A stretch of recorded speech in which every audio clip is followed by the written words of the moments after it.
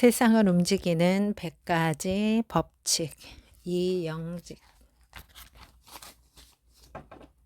하인리부터 깨진 유리창까지.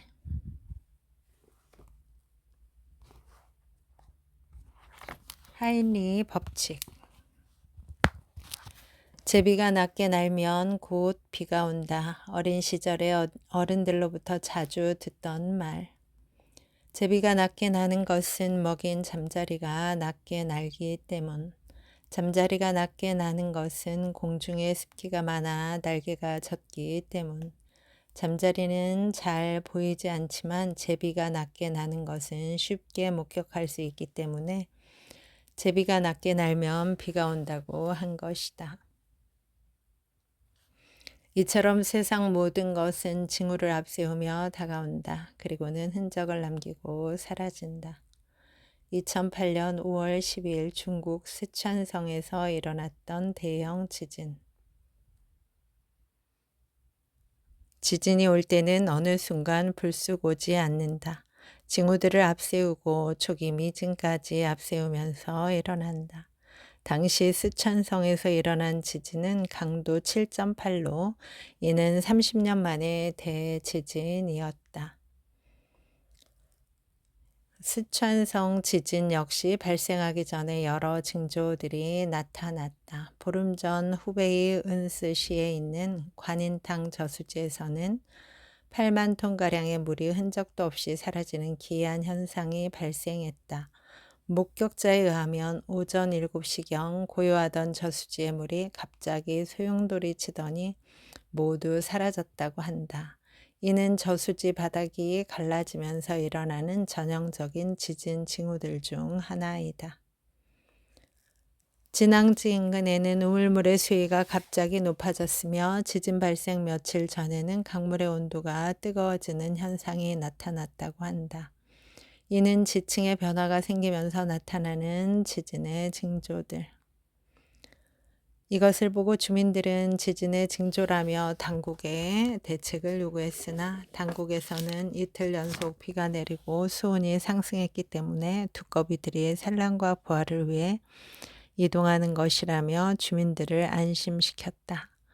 그러나 이는 곧 대대적인 지진으로 이어졌다. 사회적인 현상들도 마찬가지이다. 교통사고가 잦은 곳에서는 머지않아 대형 사고가 기다리고 있는 것으로 보면 맞다.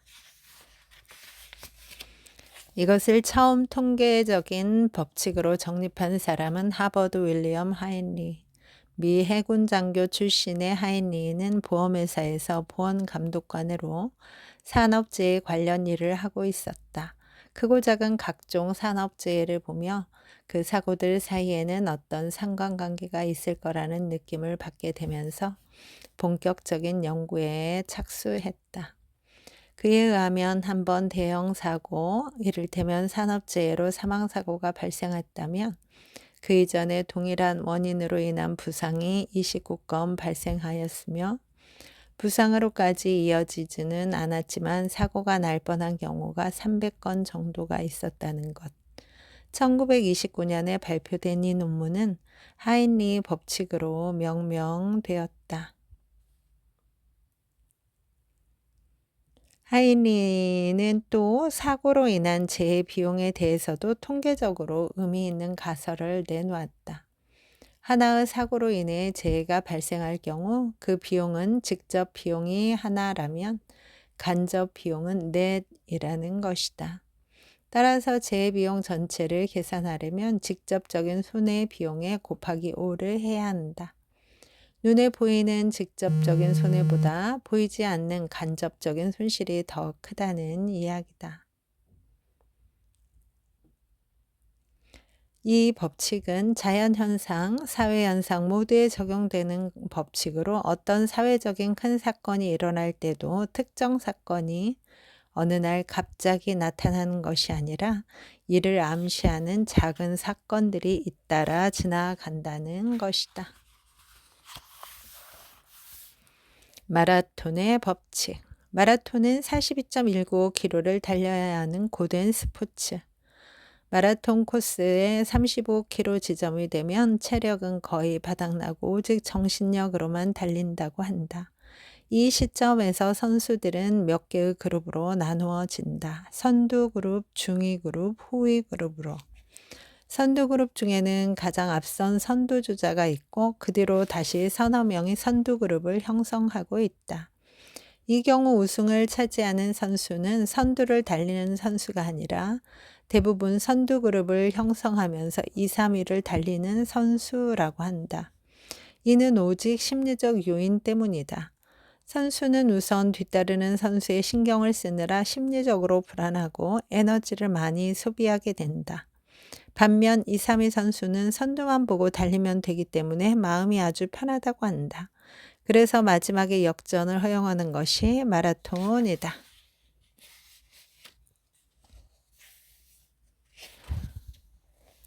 20세기까지 세계 최고의 전자회사였던 소니를 보자. 소니는 20세기 중반 무렵부터 40여 년간 트랜지스터 라디오, 브라운관 TV, 베타막스 타입의 비디오, 워크맨, 핸디캠 등 첨단 분야의 기술을 선도하며 정상을 달리던 기업.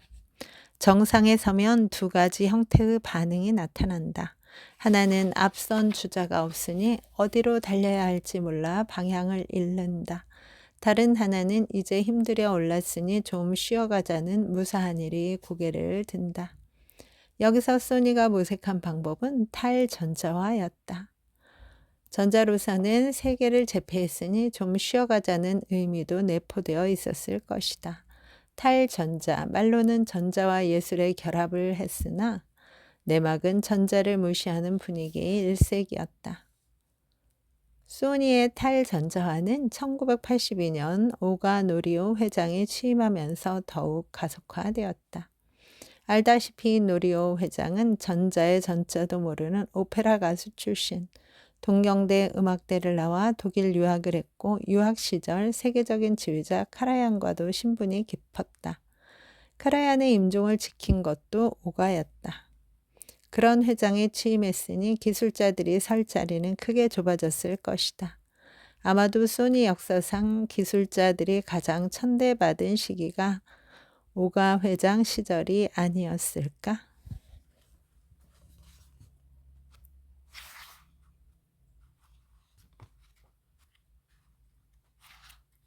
우물의 법칙. 좋은 우물이란 항시 일정 수위를 유지하는 우물이다. 장마철이라고 넘치지 않으며 가뭄이 든다고 해서 마르지 않는다. 목마른 사람들이 퍼가도 항상 일정 수준을 유지해야 한다. 쉽게 넘치고 쉽게 마르는 우물은 수원이 짧은 우물로 좋은 우물이 아니다. 재물은 흔히 우물에 비유된다. 재물이란 좋은 우물과 같아서 남에게 베푼다고 줄어드는 게 아니라 베풀면 베푼 만큼 다시 채워지는 것이다. 그래서인지 큰 부자들은 베푸는 것에 인색하지 않았다. 반대로 베품에 넉넉했기에 그런 큰 물을 쌓을 수 있었다. 주역에도 비슷한 말이 나온다. 적선지가 필유여경. 선을 베풀면 반드시 집안에 경사스러운 일이 찾아온다는 뜻. 조선시대의 거상 임상옥이야말로 그 이치를 제대로 깨달은 최초의 부자가 아니었을까? 임상옥의 정신적 스승이었던 홍득주는 임상옥에게 이렇게 말했다. 장사는 돈을 남기는 게 아니라 사람을 남기는 것이다. 임상옥은 그 말을 일생의 신조로 삼았다. 흉년이 들면 자신의 재산을 아낌없이 내놓는 것은 물론 나라에 난이 일어나자 사제를 털어 군자금을 댔고 만년에 이르러 자식에게는 겨우 먹고 살 정도의 재산만 남기고 모두 사회에 기부했다. 250명의 법칙. 미국의 전설적인 자동차 판매왕 조 지라드라는 사람이 있다. 그는 기네스북에 12년 동안 연속 판매왕 자리에 오른 사람.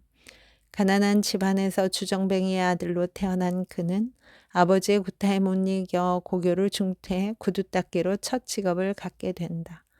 그 후 35세까지 40여 가지의 직업을 전전했다. 그러다가 자동차 판매에 뛰어들어 전설적인 대기록을 세우게 된다. 그가 주목한 것은 250이라는 숫자.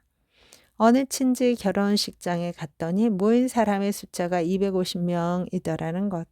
또한 장례식장에 가도 250명 정도의 사람이 모였다.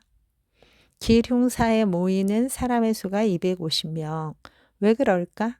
그가 내린 결론은 평범한 사람이라도 250명 정도의 인간관계를 가지고 있다는 것이다. 이를 세일즈에 적용하면 한 사람의 고객에게 확실한 신뢰를 얻으면 250명의 잠재 고객이 생긴다는 의미가 될 것이다. 반대로 한 사람에게 신뢰를 잃으면 250명을 잃는 거나 마찬가지다. 그때부터 그는 한 사람의 고객을 250명 대하듯 했다. 대부분 세일즈맨들은 일단 판매한 고객은 소홀히 대하기 쉽지만 그는 일단 판매한 이후를 훨씬 더 중요하게 생각했다. 그 결과 12년 연속 기네스북에 오를 정도로 경이로운 실적을 쌓을 수 있었다. 판매보다 사후 관리가 훨씬 중요하다는 이야기다. 여러분, 오늘도 좋은 날입니다. 오늘 하루 잘 살아내느라 수고 많았습니다. 힘내세요. 다음에 또 만나요. 감사합니다.